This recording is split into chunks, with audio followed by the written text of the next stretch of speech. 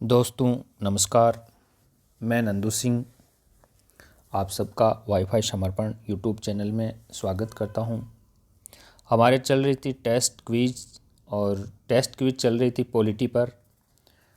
आज हमारी जो टेस्ट क्विज है यह है लोकसभा व राज्यसभा पे। लोकसभा और राज्यसभा पे जो महत्वपूर्ण सवाल है, वेरी जो इम्पोर्टेंट सवाल है, किस प्रकार के जो सवाल पूछे जाते हैं, जो पहले कौन कौन से सवाल पूछे गए हैं, इन सब सवालों को, इन सब प्रश्नों को मैं लेकर के आया हूँ। तो पॉलिटी में हमारी जो संविधान पर है, राष्ट्रपति पे है, प्रधानमंत्री पे है, पहले ही टेस्ट क्विज हो चुकी है। आज लोकसभा और राज्यसभा की है।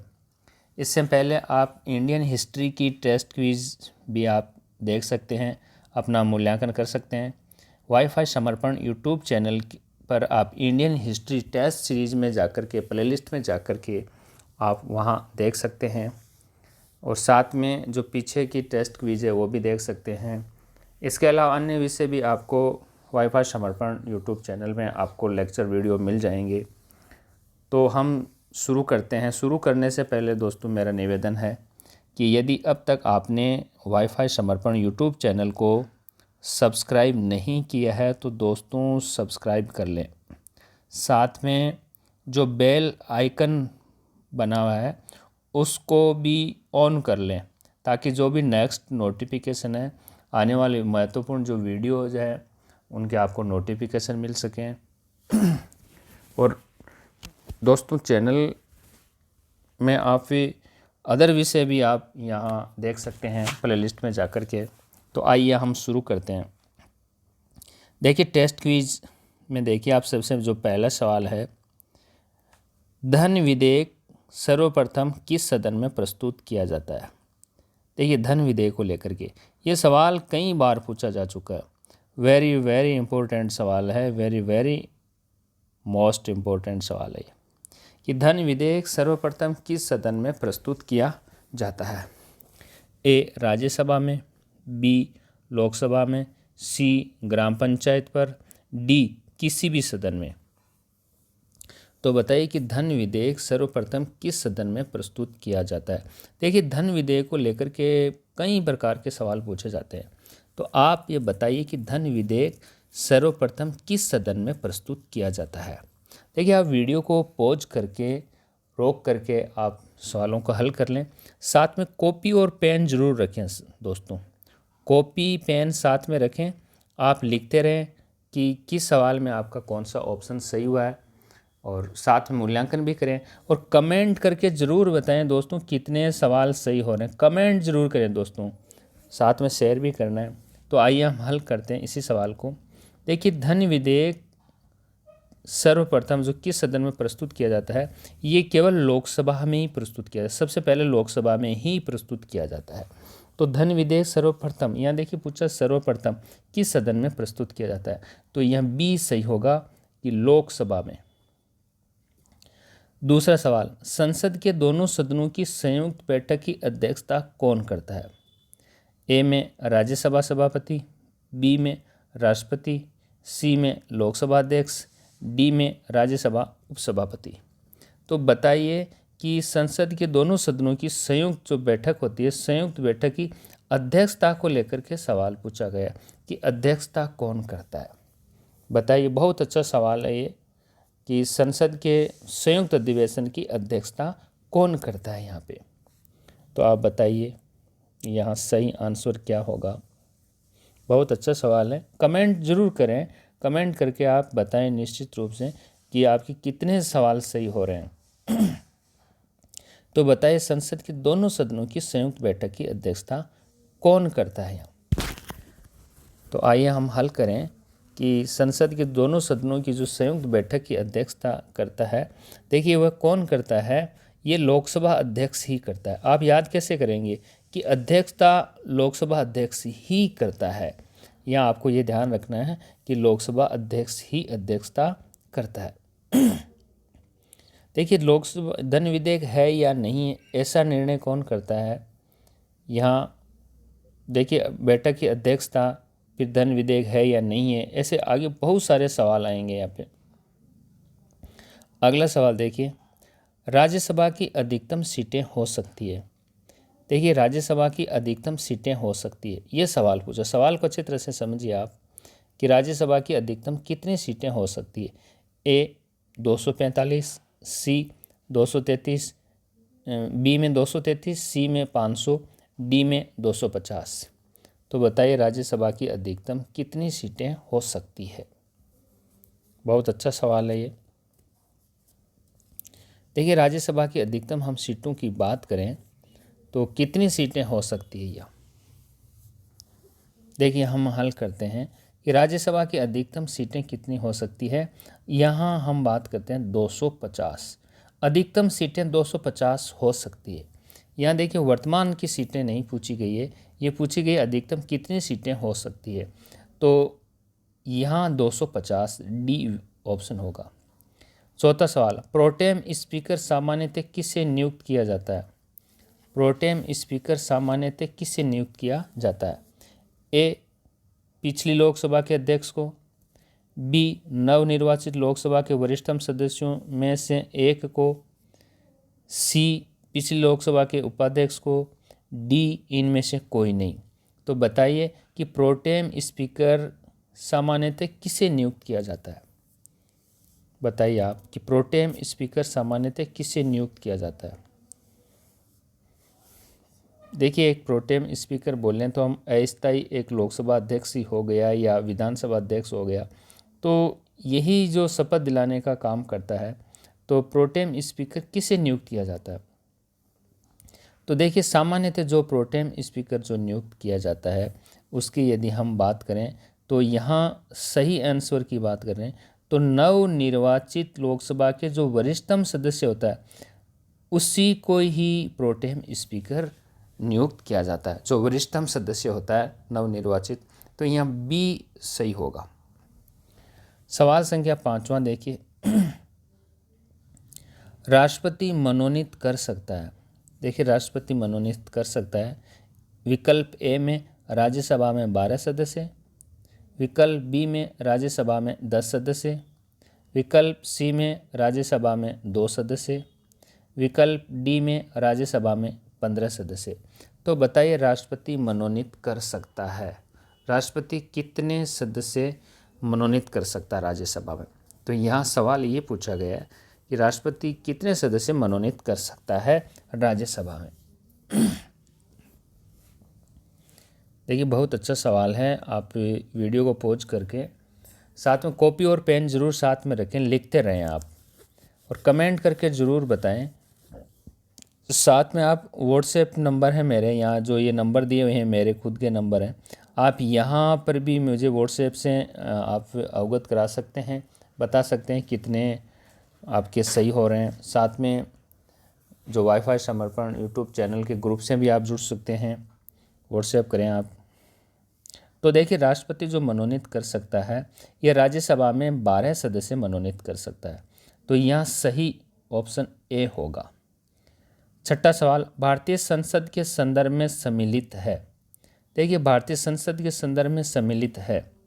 ए में राष्ट्रपति, लोकसभा व राज्यसभा, बी में लोकसभा, राज्यसभा व सर्वोच्च न्यायालय, सी में प्रधानमंत्री, लोकसभा, राज्यसभा, डी में लोकसभा, राज्यसभा व संसदीय सचिवालय। देखिए बताइए कि राज्यसभा, यहाँ सवाल क्या है कि भारतीय संसद में सम्मिलित है। देखिए भारतीय संसद में कौन कौन सम्मिलित है, ये सवाल पूछा गया। यह भारतीय संसद का जो गठन होता है किन के द्वारा गठन होता है। सवाल ये है कि भारतीय जो संसद है उसका गठन किससे होता है, किससे मिलकर के संसद बनती है, ये सवाल है यहाँ पे। तो बताइए संसद के कितने अंग होते हैं, कौन कौन से अंग है यहाँ पे जो संसद के अंग कह सकते हैं, उनको हम बताइए। आप देखिए वीडियो को आप पॉज करके बताइए, आप सोच करके आप बताइए कितने आपके जो सवाल सही हो रहे हैं। कमेंट ज़रूर करें और लाइक शेयर ज़रूर करें। तो आइए हम हल करते हैं कि भारतीय संसद के संदर्भ में यदि हम बात करें तो यहाँ राष्ट्रपति, लोकसभा व राज्यसभा ये तीनों से मिलकर के ही संसद बनती है। तो संसद के 3 अंग होते हैं, राष्ट्रपति, लोकसभा व राज्यसभा। तो यहाँ ए विकल्प सही होगा। सवाल संख्या 7वां, लोकसभा अध्यक्ष किसको संबोधित कर अपना त्यागपत्र देता है? कि लोकसभा का जो अध्यक्ष होता है ये किसको संबोधित कर अपना त्यागपत्र देता है? लोकसभा अध्यक्ष किसको संबोधित कर अपना त्यागपत्र देता है? ए भारत का प्रधानमंत्री, बी भारत का उपराष्ट्रपति, सी भारत का राष्ट्रपति, डी लोकसभा उपाध्यक्ष। तो यहाँ बताइए आप कि लोकसभा अध्यक्ष किसको संबोधित कर अपना त्यागपत्र देता है? यहाँ लोकसभा अध्यक्ष को लेकर के सवाल पूछा गया है, यह किसको संबोधित कर अपना त्यागपत्र देता है। आसान सवाल है काफ़ी। तो आइए हम हल करते हैं कि देखिए लोकसभा अध्यक्ष जो अपना त्यागपत्र देता है या इस्तीफा देता है तो वह लोकसभा उपाध्यक्ष को देता है। देखिए यहाँ डी विकल्प सही होगा, लोकसभा उपाध्यक्ष को देता है। और ये लोकसभा उपाध्यक्ष किसको देता है अपना त्यागपत्र? ये लोकसभा अध्यक्ष को देता है। और अध्यक्ष किसको देता है? लोकसभा उपाध्यक्ष को देते हैं। तो यहाँ डी सही होगा। सवाल संख्या 8वां देखिए, धन विधेयक लोकसभा में प्रस्तुत करने की अनुमति देता है। देखिए धन विधेयक लोकसभा में जो प्रस्तुत किया जाता है उसकी अनुमति कौन देता है? ए प्रधानमंत्री, बी में लोकसभा अध्यक्ष, सी में उपराष्ट्रपति, डी में राष्ट्रपति।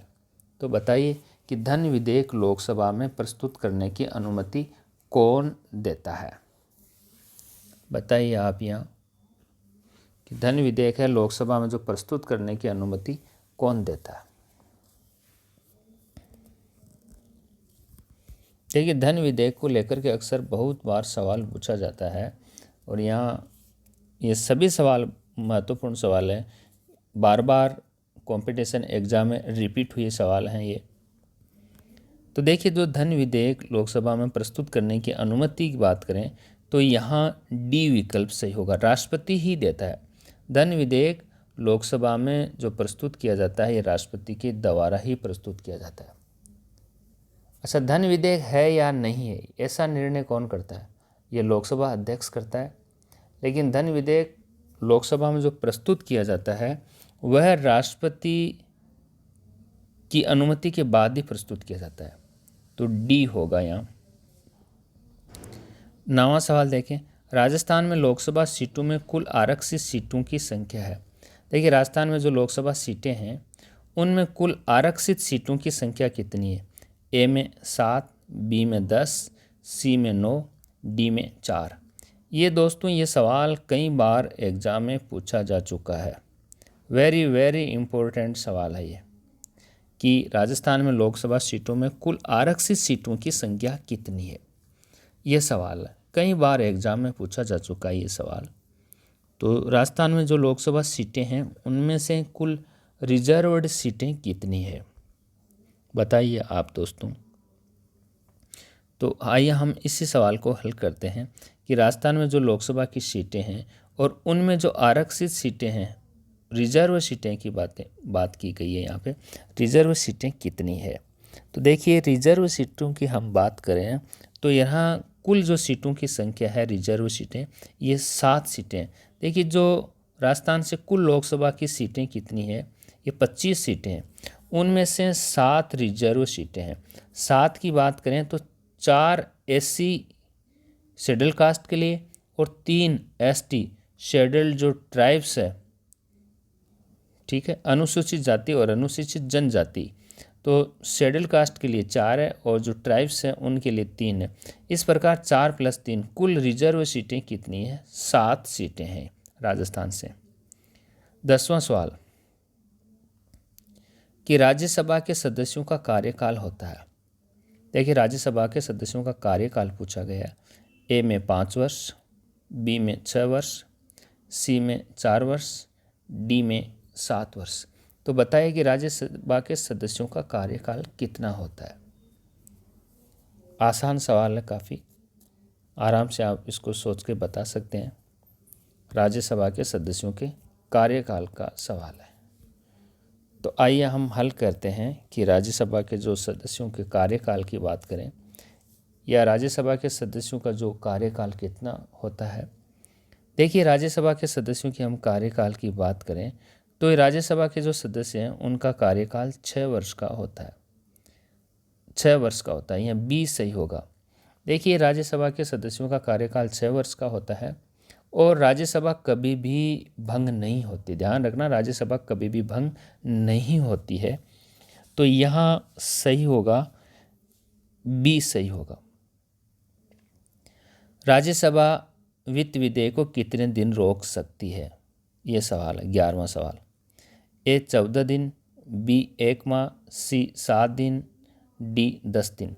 तो बताइए राज्यसभा वित्त विधेयक को कितने दिन रोक सकती है।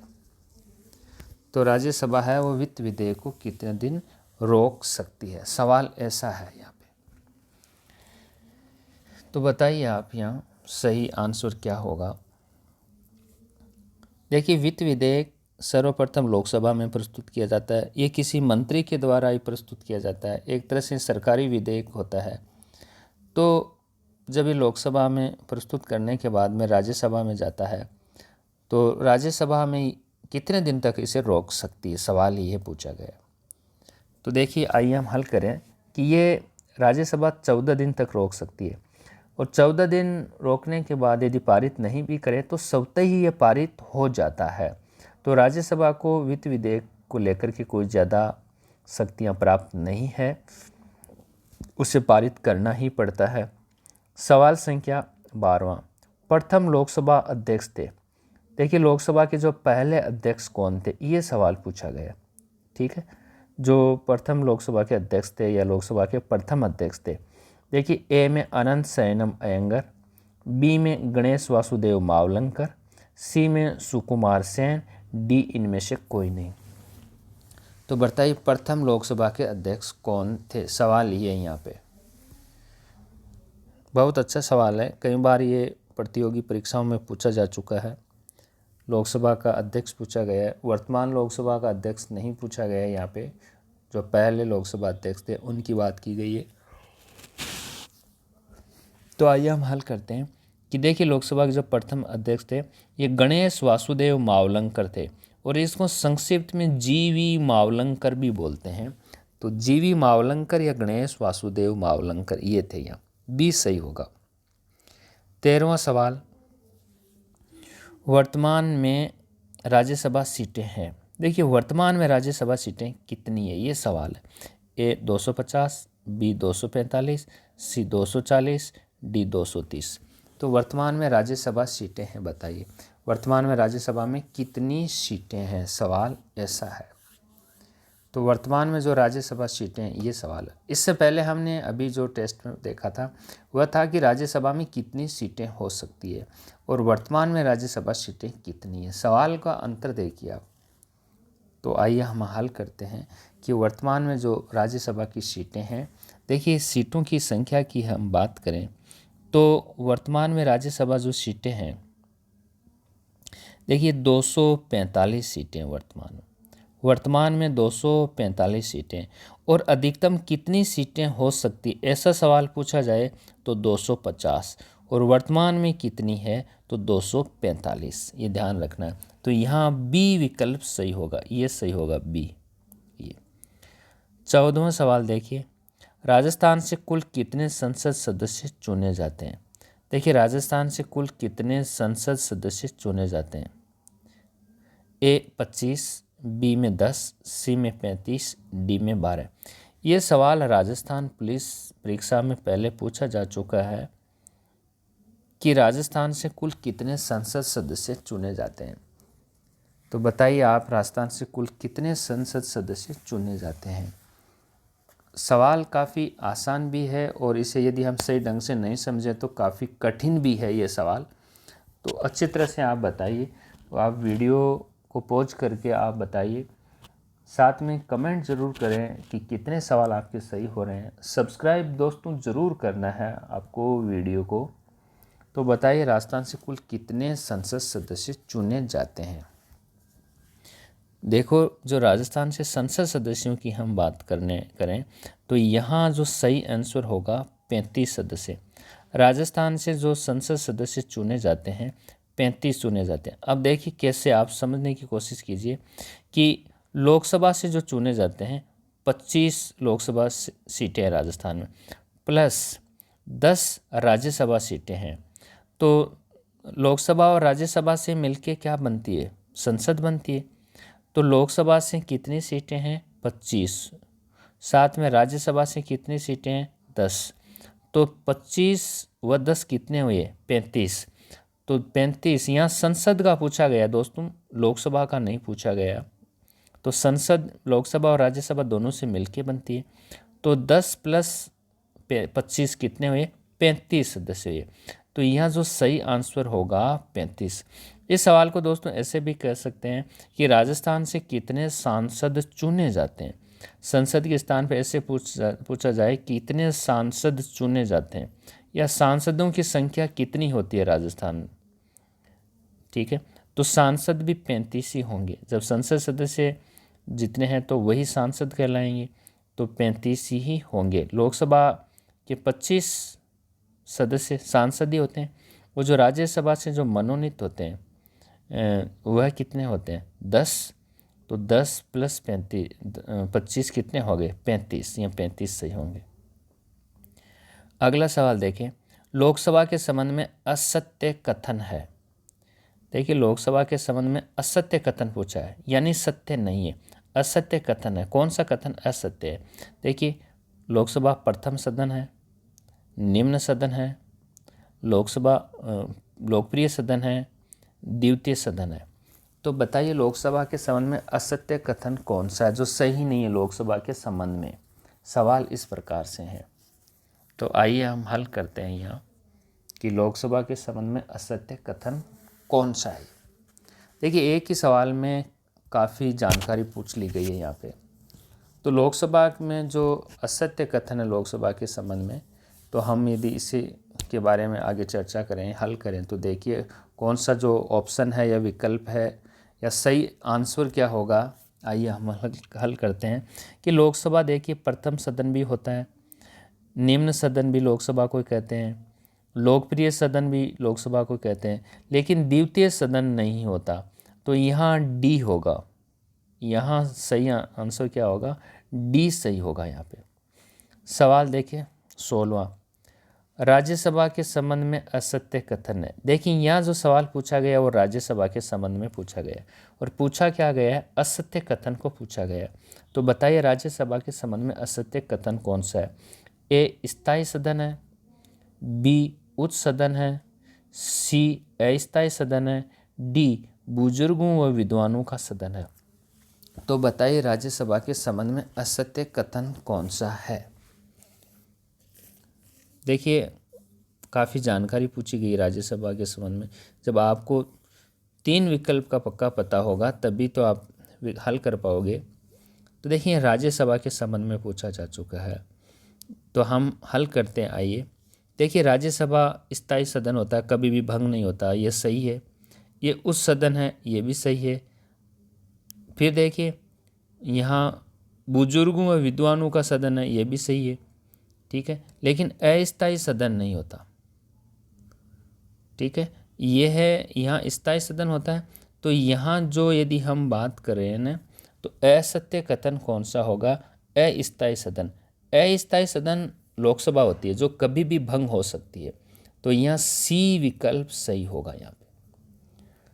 अगला सवाल, राज्यसभा में के कितने सदस्य प्रति 2 वर्ष बाद सेवानिवृत्त होते हैं। राज्यसभा के जो सदस्य हैं प्रति 2 वर्ष बाद में कितने सदस्य सेवानिवृत्त होते हैं।